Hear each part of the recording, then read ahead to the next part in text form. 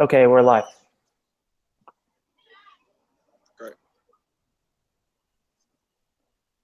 Kieron, I want to ask you, the collegiate environment that you grew up in, where you were surrounded with like-minded peers, where information was being freely shared in your life, you know, the kind of environment where it was for me as well. When you present something in college, you put it up on the board, everybody talks about it, everybody Yeah. shares their opinion, and you gain something from it. I've been trying to find more of that in my life since I left college, and I've talked to peers of mine, and they've been saying the same thing, trying to get that camaraderie back. Mm. Have you been searching for Mm. something like this? What was that like for you? On my end, I mean, I've got a lot of friends who are creatives, who study various professions, and it's quite nice to sort of, catch up with a drink and sort of share work. And I mean, that's the kind of way I kind of keep myself, as creative as possible, even when you're, maybe potentially in a place where there's not a lot of creatives around you. When you're studying in college and university, you're surrounded by creatives 24/7, which is great. But when you get into the working world, depending on what profession you do, you don't necessarily, have a lot of creators around you. So on my end, I mean, like I said, I have a lot of friends who study graphic design as well as photography, and it's quite nice to sort of share work and, hear their perspective on what I'm working on and sort of see what they're working on too. And now I know that you're somebody who loves to go to, say, an end of term show for a college or gallery events and things like that. Being connected to the art world over and over, as a creative person, professionally and otherwise, just somebody who's a creative person, I think that's very important because it's very easy to talk to ourselves, or it's very easy to lose inspiration or just get in a rut where you do the same 3 or 4 things in your show Bible over and over again, but you're not really expanding your toolkit. Are there some things that you've seen lately at shows or in a kind of environment that would be like a college environment that has brought inspiration into your life? I think, like you touched hit the nail on the head really with what you just mentioned. Visiting sort of degree shows. One thing you'll notice, obviously everyone's got their work up and sort of see what the working professionals kind of really think on what their work is. But from my perspective on visiting these degree shows, I think it's that sort of that spark that you can sort of see with a lot of young creators that it's the kind of the unknown of they've got this really cool work which they've produced over a period of weeks, and it's finally being presented, and it's a case of some people might know exactly where they're going to next, whether it's full-time or freelance, but then some might kind of have an organic relationship from the people they meet at the shows, and it can stem off from there onwards. So I think for me, it's speaking to those young creators and kind of knowing what makes them drive, and then kind of hopefully given your experience and knowledge of what kind of feeding it to them, and again knowing what they're working on. And again, there's a lot of things that young creatives do which people who work in the industry say 10-15 years already do, might not necessarily know what the younger generation is about. So again, it's kind of feeding off both sort of sets of generation. I think that's quite a nice, refreshing thing to do. So yeah, I always thrive on knowing that there's a degree show in my local area and trying to attend. Yeah, I would agree with that completely. I think sometimes the assumption is that the younger generation, let's say a junior designer, they can only learn from the seniors around them, when that's not necessarily true. The longer we work in an industry, I think the more likely it is that we would get into a pattern where a younger person who's full of vinegar and fresh ideas could positively influence as well. For sure. Now, along those lines, by the way, you have a new creative partner, Olga. How did you meet Olga? When did you guys decide, like, hey, we're friends or we're becoming friends, but we're really creatively along the same path here. Let's partner up with each other and collaborate. Or was this just something that was natural? It just came in and you didn't fight it. You just went with it. Yeah, sure. I mean, so Olga and I, we met a few months back. I was doing a photo shoot in Ladbroke Grove, and she was actually a photographer doing the photo shoot. And we got talking, and we also realised that a lot of the work we do a lot of side projects, both of us. Bearing in mind we've never met until this first day of the photo shoot. Our brains were very much in sync with wanting to work with the community and a lot of community projects, but also I can sort of really tell her passion and interest is photography, but also documenting the way people interact through lifestyle and culture, which very much stems on a lot of projects that I sort of work on. So when we had our photo shoot, we got talking, and then we swapped contact details. And a few weeks down the line, we sort of met at South Bank, and we had both had our sort of work, which we kind of done side project wise. And we sort of realized that there's projects that we've had in our back of our brains that we've always wanted to do, but it's a case of wanting to either work on another creative, or a case of, my particular skill set, can only cover a certain part of the project, and necessarily I might need someone else to do the other part. And we realized with my skill sets in graphic design, mainly print, and her photography, we kind of bounce off each other really well. So then we decided to kind of work together on various projects when we've got time, but more of a collective where when we can, we will sit down, think of an idea of a project and kind of make it work. And I think both of us are very much in tune with the way we think, and yeah, I mean, we get along very well as well, on a personal level as well as professional, and it just works really, really well. So I'm kind of really excited to sort of see how the year unravels. We're working Olga very closely. Well, you're hitting on this a little bit right now. We spoke last year about your experiences with Feast, being in a community like that where it's not, people turn into West Norwood each Sunday during the nice weather to get together, to eat good food, to see live shows, things like that, just to be with each other. And you're talking earlier about, the collegiate environment that we had. Also now your partnership with Olga. What does the immediate physical community surrounding you personally do for you in your life? Does it only enrich? Are there certain things that it takes away?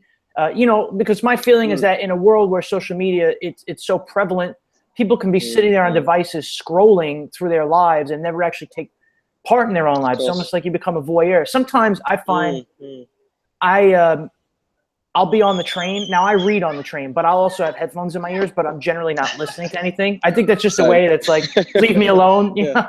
But I look around and I'm a bubble. Yeah, in a bubble. Unfortunately, that's just because I'm trying to concentrate on reading. But I look around and people are just like 85% of the people on the train, even more than that probably. And we're talking like 100 people in a car, either are on their device or, listening to music.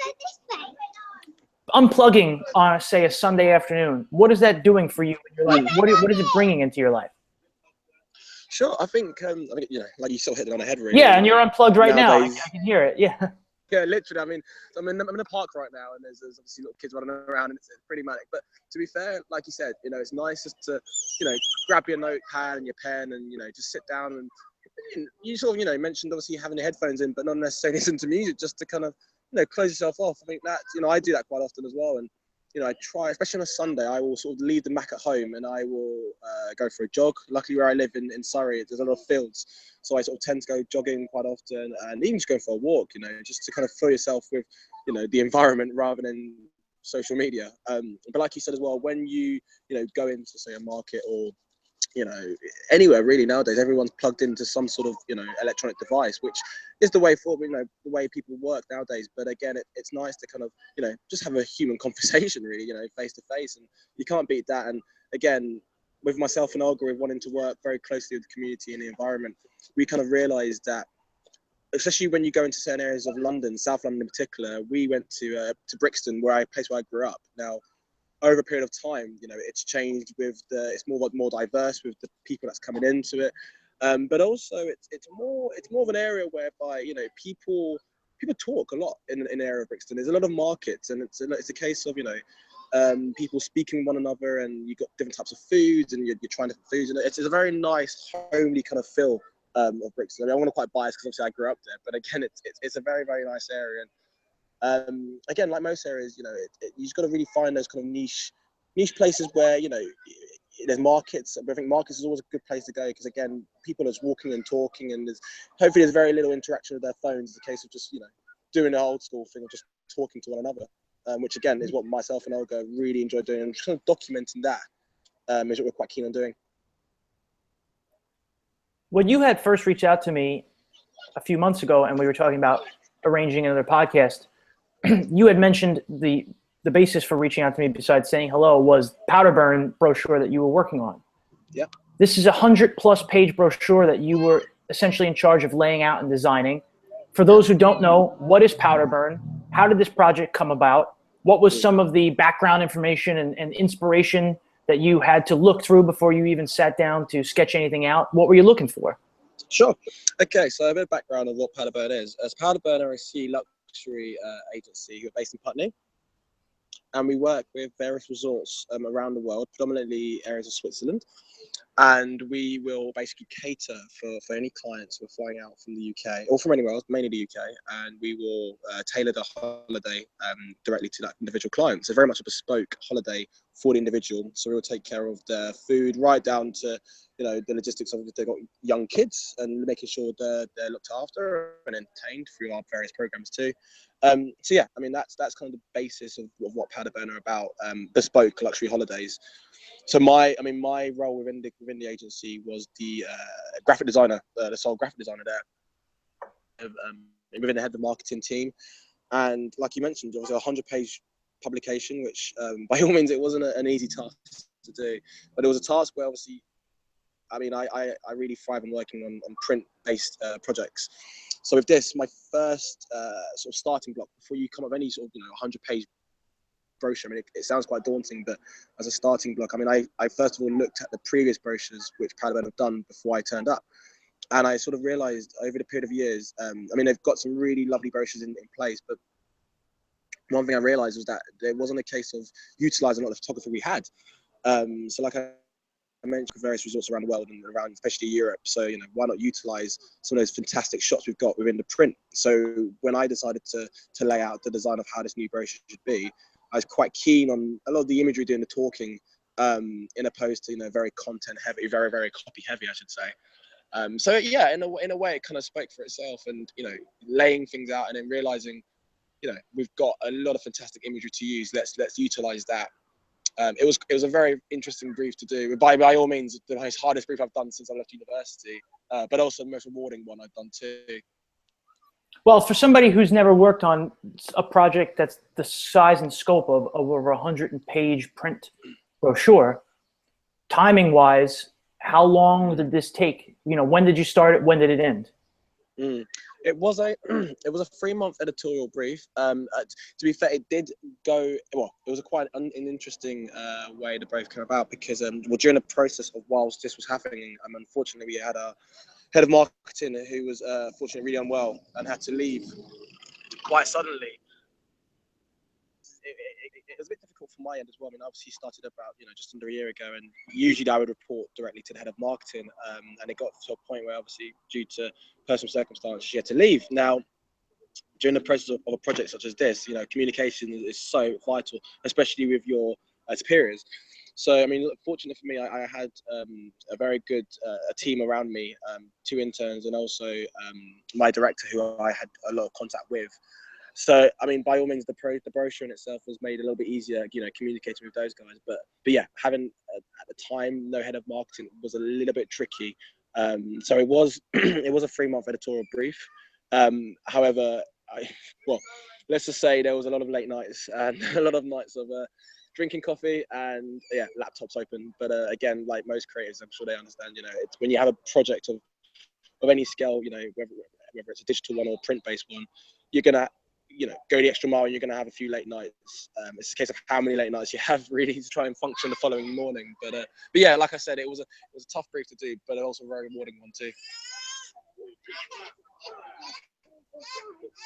I was just giving some dead air there because essentially we're good. That's it.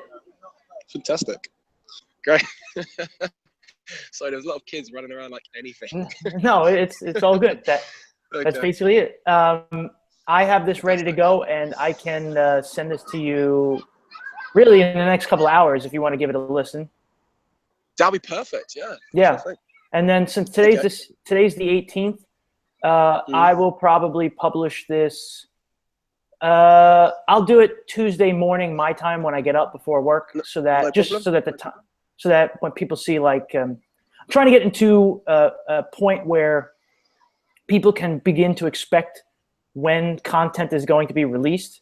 I understand. Yeah. But unfortunately, you see things like this, like not only have you given me your time, but then there was a production snafu, so I had to ask you back again. So unfortunately for me, somewhat, I haven't been able to give people the kind of predictability necessary to gain the kind of traction I would like. But as far as timestamps go. Yeah, Not a just making problem, sure yeah. that it's released on the 20th so that people start saying, oh, 10th and 20th course. podcasts come out. Cool. It becomes a consistent thing. Yeah, I understand. Sure, Right. not a problem. Yep. Cool. That basis, I mean, yeah. I mean, feel free. Obviously, send it. Today, and then you happy